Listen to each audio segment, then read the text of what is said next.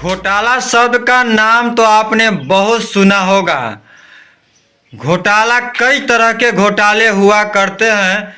देश में तमाम तरह के घोटाले हुए, लेकिन मैं एक ऐसे घोटाले के बारे में चर्चा करने वाला हूं जिसको सुनकर आप चौंक जाएंगे कि क्या इस तरह का भी घोटाला होता है क्या। नमस्कार, मैं सुशील कुमार और आप देख रहे हैं टाइम्स ऑफ गाजीपुर। की चिड़िया, अखंड भारत, वसुधैव कुटुंबकम और तमाम नामें हैं इस भारत भूमि की। ये सभी नाम ऐसे ही नहीं आया है। इनका नामों का बहुत बड़ा एक घोटाला है। इसके पीछे बहुत बड़ी एक साजिश है जिसे सांस्कृतिक घोटाला कहा गया है। सांस्कृतिक घोटाला कैसे हुआ है, इस बात को थोड़ा सा समझ लीजिए। सांस्कृतिक घोटाला का मतलब जो पुराने जमाने में, यानी पुराने जमाने का मतलब सम्राट अशोक के शासनकाल और भगवान बुद्ध का जो समय रहा है, उस समय में भारत को पूरे विश्व के लोग नमन करते थे। एक सम्मान की दृष्टि से भारत की तरफ नज़र उठाते हैं।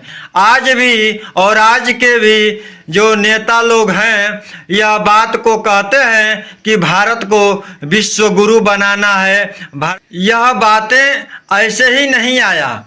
सम्राट अशोक के शासन काल में पूरा भारत विश्व गुरु के नाम से जाना जाता था और भगवान बुद्ध को ही विश्व गुरु कहा गया है। सम्राट अशोक ने भगवान बुद्ध के विचारों को पूरे विश्व में फैलाया और बताया कि जीवन जीने की असली शैली क्या है, जो असली मनुष्य के अंदर जो संस्कार होना चाहिए वो क्या है। उन्होंने तमाम तरह के व्यवस्था बनाए, शिलालेख लिखवाए और बौद्ध विहार बनवाए, स्तूप बनवाए, अशोक का स्तंभ बनवाए और सभी जगहों पर जीवन जीने की जो शैली है, जो व्यवस्था है, उसको लिखवाए और आम जनमानस तक पहुंचाए।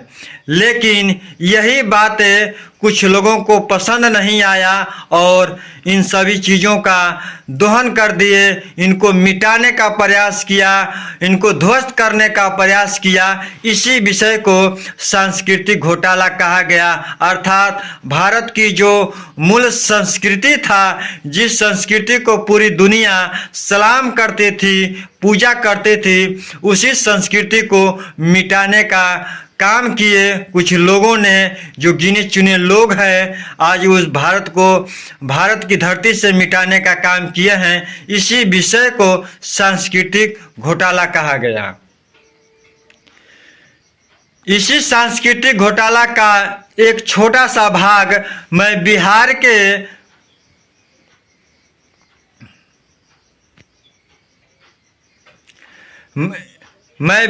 के नवादा जिले नंदगंज ओड़ी गांव की एक मैं वीडियो आपको दिखाने वाला हूं और उसके बारे में बताने वाला हूं। जरा इस वीडियो को ध्यान से देखिए और चैनल पर नए हैं तो चैनल को सब्सक्राइब कर लीजिए और वीडियो को लाइक, शेयर और कमेंट तो आप जरूर कीजिएगा, क्योंकि कमेंट करने का कोई पैसा नहीं लगता है। तो आइए शुरू करते हैं इस गांव की वीडियो, जो नवादा जिले में ओड़ी गांव है, जो भगवान बुद्ध के टीले पर, यानी कहे तो जो सम्राट अशोक ने बुद्ध विहार बनवाया था, उसी बुद्ध विहार के ऊपर ये पूरा गांव बसा है। इसलिए मैं कहता हूं कि इस गांव के चारों तरफ आप जब जाएंगे और देखेंगे तो आपको लगेगा कि नहीं, वास्तव में बुद्ध विहार पर ही यह गांव बसा हुआ है, क्योंकि वहां पर भगवान बुद्ध की, सम्राट अशोक की, महामाया की इतनी मूर्तियां बिखरी पड़ी हुई है कि पूरा गांव ही एक अपने आप में म्यूजियम लगता है। गांव के कुछ लोगों ने कुछ मूर्तियां जब मिल गई तो गांव के बीचों बीच एक बागेश्वरी नाम का मंदिर बना दिए और उन मूर्तियों को वहीं पर स्थापित कर दिए और बागेश्वरी माई के नाम से वहां पर अपना पूजा पाठ शुरू कर दिए। लेकिन आप देखेंगे तो यहाँ पर देख लीजिए भगवान बुद्ध की जो मूर्तियां हैं भूमि स्पर्श में है और महामाया की मूर्तियां खड़ी हुई है और तमाम भगवान बुद्ध की मूर्तियां यहाँ पर देखने को मिल रही है। गांव के बाहर हिस्से पर जो अभी वीडियो में देख लीजिए जो महिला पूजा कर रही थी वह भी उसी गांव का वीडियो है जो गांव के बाहर है और गांव के अंदर भी तमाम ऐसे बिखरी पड़ी हुई मूर्तियां हैं। और आपको मैं यह बता दूं कि जो वहाँ पर ईंटें मिली हुई है मौर्य कालीन ईंटें हैं और उसके बाद के भी ईंटें यहाँ पर मिली हुई है।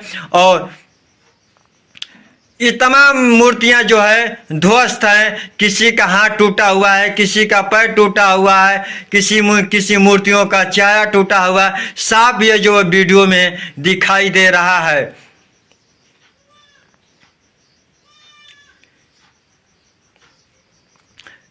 यह मूर्तियां ऐसे ही नहीं टूटी हुई है, किसी प्राकृतिक आपदा में नहीं टूटा हुआ है।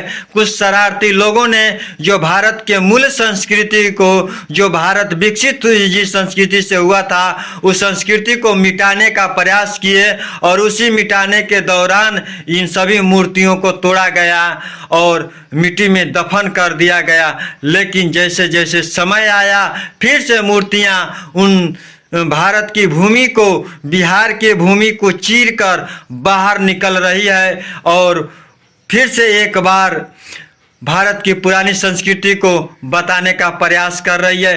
फिलहाल अभी के लिए इतना ही। नमस्कार, जय भारत। लेकिन इस वीडियो को आप जरूर देखिएगा पूरा और अन्य लोगों तक जरूर शेयर कीजिएगा। फिलहाल अभी के लिए इतना ही। नमस्कार।